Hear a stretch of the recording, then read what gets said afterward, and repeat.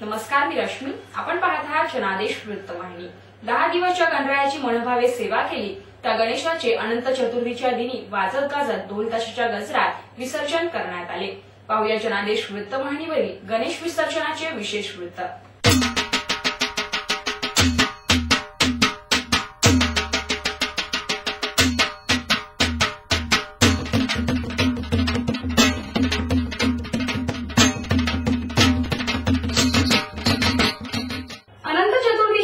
सकाळपासूनच मुंबईच्या विविध चौपाट्यांवर गणेश विसर्जनाकरिता गणेश भक्त निघाले होते. बाप्पाला निरोप देण्याकरिता अबाल वृद्धांसह मोठ्या संख्येने जनसमुदाय दादर चौपाटीवर लोटला होता. यावेळी घरगुती व सार्वजनिक गणेश मूर्त्यांचे विसर्जन मोठ्या प्रमाणात करण्यात आले.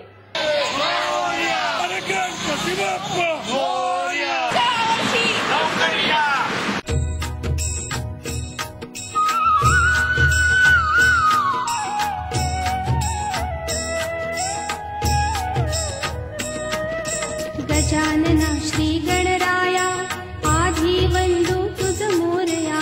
गजानना श्री गणराया आधी वंदू तुझ मोरया. मंगलमूर्ती श्री गणराया आधी वंदू तुझ मोरया.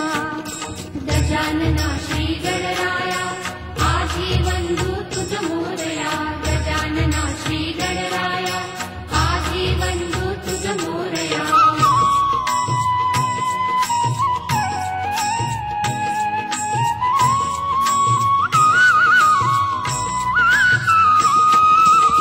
सिंदूर चर्चिता धवळी अंग. सिंदूर चर्चिता धवळी अंग. चंदनवटी फुलवी रंग. फुलवी बघता मानस होते दंग. होते दंग.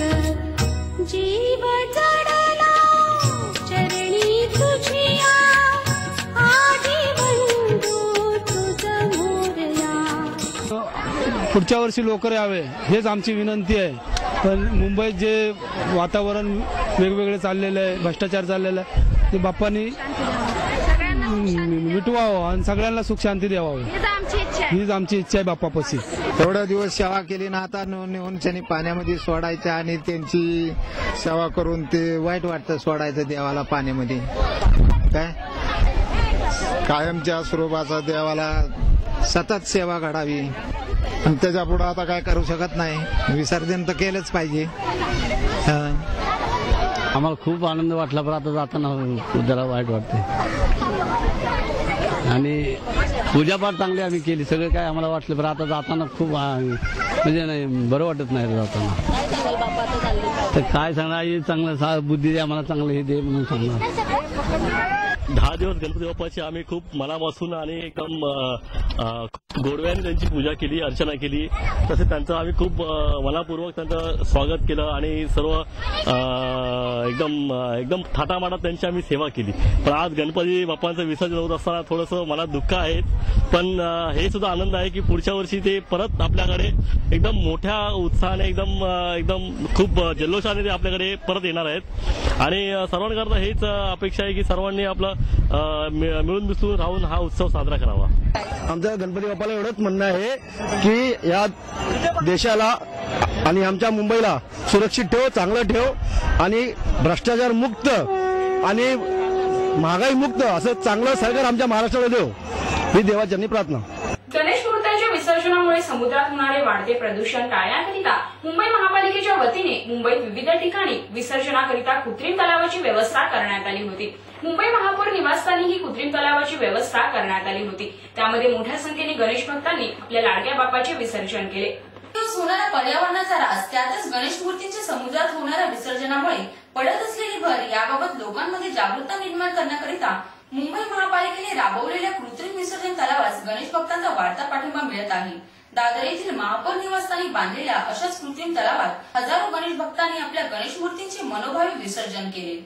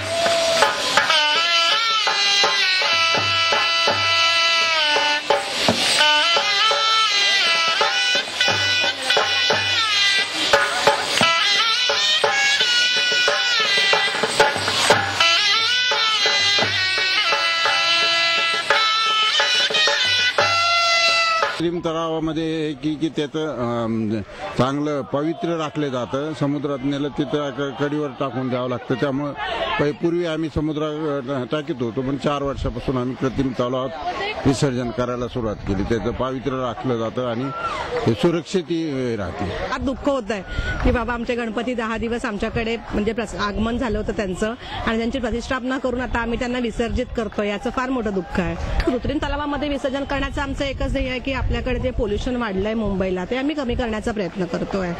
तर हे होते जनादेश वृत्तवाहिनीवरील गणेश विसर्जनाचे विशेष वृत्त. आपल्या विभागात कोणती अनुचित घटना घडली असल्यास अथवा कोणती समस्या असल्यास आम्हासी जरूर कळवा. आम्ही ती आमच्या वृत्तवाहिनीवर जरूर प्रदर्शित करू. आमचा पत्ता 197 लाखी हाऊस, स्टेशन रोड, गोबंडी पूर्व, मुंबई 400088. आमचा दूरध्वनी क्रमांक 64131216 किंवा 9322870153. पुन्हा भेटूया याच वेळी याच ठिकाणी. आपली बातमी आपली वाहिनी. पाहत रहा जनादेश वृत्तवाहिनी. नमस्कार.